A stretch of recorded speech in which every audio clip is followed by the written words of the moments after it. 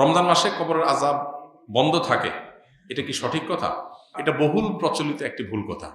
আমাদের সমাজে ব্যাপকভাবে প্রচলিত আছে, রমজান মাসে কেউ যদি মারা যায় তাহলে তার আর কবরের আযাব হয় না। আল্লাহ তাআলা আমাদের সবাইকে কবরের আযাব থেকে হেফাজতে রাখুন। কবরের আযাব থেকে বাঁচার জন্য হাদিস সম্মত কিছু আমল আছে, যেমন সূরা মুলক রাতে তেলাওয়াত করলে কবরের ফিতনা থেকে আল্লাহ তাআলা রক্ষা করে। পুরো রাতের ভিতরে কেউ সূরা মুলক পড়ে, নিয়মিত অভ্যাস আছে, মাঝে মধ্যে ছুটতেই পারে, এই আমলটা যদি কেউ করে নিয়মিত, ইনশাআল্লাহ আল্লাহ তাআলা তাকে কবরের ফিতনা থেকে রক্ষা করবেন, হাদিসে সাব্যস্ত আছে। নাম্বার 2, নবী করিম সাল্লাল্লাহু আলাইহি ওয়াসাল্লাম শেষ বৈঠকে আত্তাহিয়াতু এবং দুরুদের পর দোয়া মাসুরার যখন পড়ি আমরা, তখন তিনি 4টা বিষয় থেকে পানা চাইতেন। এটা দোয়া মাসুরার জায়গাতে আল্লাহুম্মা ইন্নী যালামতু নাফসি পড়েন, পাশাপাশি এটা অথবা কখনো এটার বদলে এটা আপনি পড়তে পারেন। দোয়াটা হলো আল্লাহুম্মা ইন্নী আউযু বিকা মিন আযাবি জাহান্নাম ওয়া মিন আযাবিল কবর ওয়া আউযু বিকা মিন ফিতনাতিল মাহইয়া ওয়াল মামাত ওয়া আউযু বিকা মিন শাররি ফিতনাতিল মাসিহিদ দাজ্জাল। এই যে এখানে জাহান্নাম থেকে এবং কবরের আযাব থেকে পানা চাওয়া হয়েছে। অতএব শেষ বৈঠকে আল্লাহর কাছে দোয়া করেন।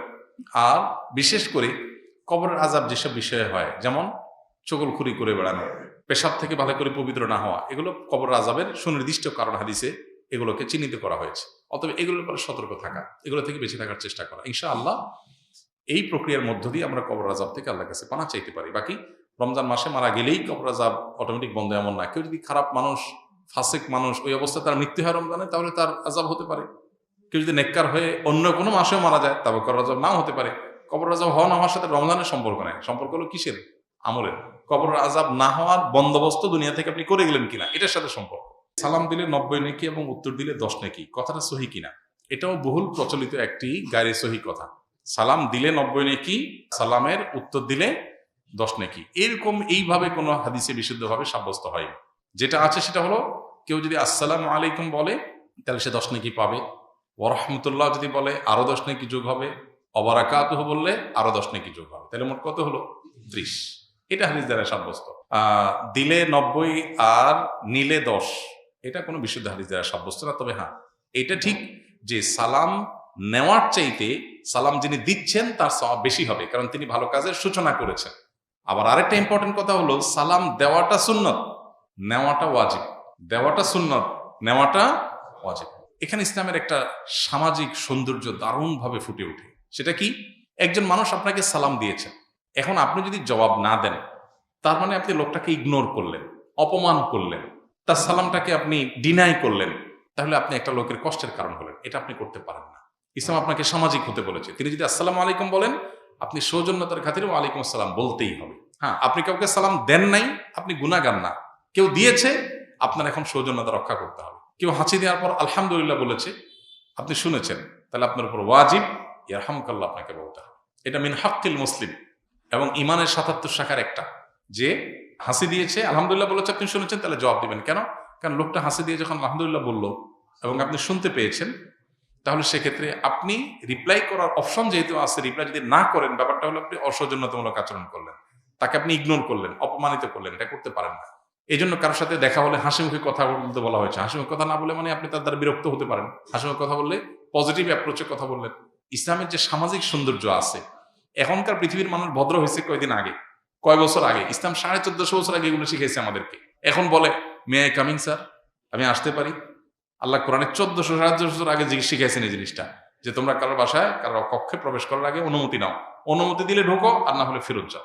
ইসলামের চাইতে আধুনিক ইসলামের চাইতে বেশি সৌজন্যতা বোধ আর কোথাও কোনো সমাজে কোনো কিছুতেই নাই। অতএব যে ইসলাম পালন করবে তার ভিতরে তার সবাই আছে, আর যার ইসলাম নাই তার হয়তো কিছু থাকতে পারে, আরেকটা নেই, তার দুনিয়া আছে আখিরাত নেই। আর আমরা তো আল্লাহর কাছে দোয়া করব, রব্বানা আতিনা ফিদ দুনিয়া হাসানা ওয়া ফিল আখিরাতি হাসানা।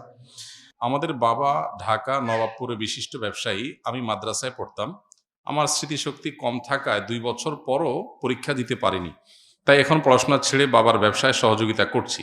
আমার বাবা দোকানের কর্মচারীদের সাথে ভালো ব্যবহার করেন, কিন্তু আমার সাথে তিনি গালমন্দ করেন, আমাকে ইঙ্গিত করে কষ্ট দিয়ে কথা বলেন, যার ফলে আমার দোকানের কর্মচারীগণ হাসাহাসি করেন।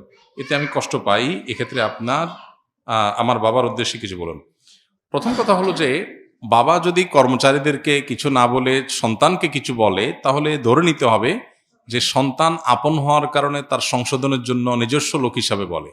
আরেকজনের সন্তানকে আরেকজনের বা ভাইকে, ব্রাদারকে, অন্য ঘরের মানুষকে শাসন করতে ইতস্তত বোধ করেন, কিন্তু নিজের সন্তানকে শাসন করেন। যে অনেক সময় দেখা যায় যে নিজের সন্তানকে বেশি শাসন করা হয়, এটা স্বাভাবিক। যিনি প্রশ্ন করেছেন তাকে বলতে চাই, আপনার বাবা আপনাকে একটু বেশি শাসন করেন, দোকানের অন্য কর্মচারীদেরকে শাসন করেন না। এটা আপনি ঘরের লোক হওয়ার কারণে। কারোর ছেলে বিড়ি খায়, কেউ তাকায়ও না, নিজের ছেলেটা বিড়ি খাইছে দেখলে শাসন করে, এটাই তো স্বাভাবিক। বরং তবে আপনি যেটা বলেছেন গালমন্দ করার কথা, সেটা যদি সত্যি আপনার বাবা করেন সেটা অন্যায়।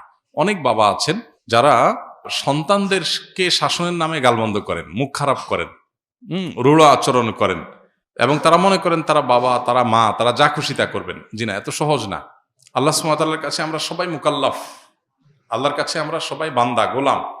সো সন্তানের সাথেও আমার আচরণটা সুন্দর হতে হবে। আপনি সন্তানের সাথে যাচ্ছে তা আচরণ করতে পারেন না, শাসনটাও শিখতে হবে।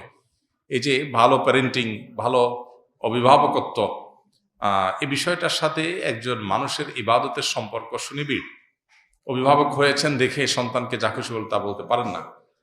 পাশাপাশি বাবাদের, মায়েদের এটাও খেয়াল করা দরকার যে নিজের সন্তানকে শাসন বেশি করবেন সেটা যেমন সত্য, আপনার আচরণ, ভালো আচরণ পাওয়ার হকদার অন্য লোকের চাইতে আপনার পরিবারের লোক আরো বেশি, সেটাও সত্য।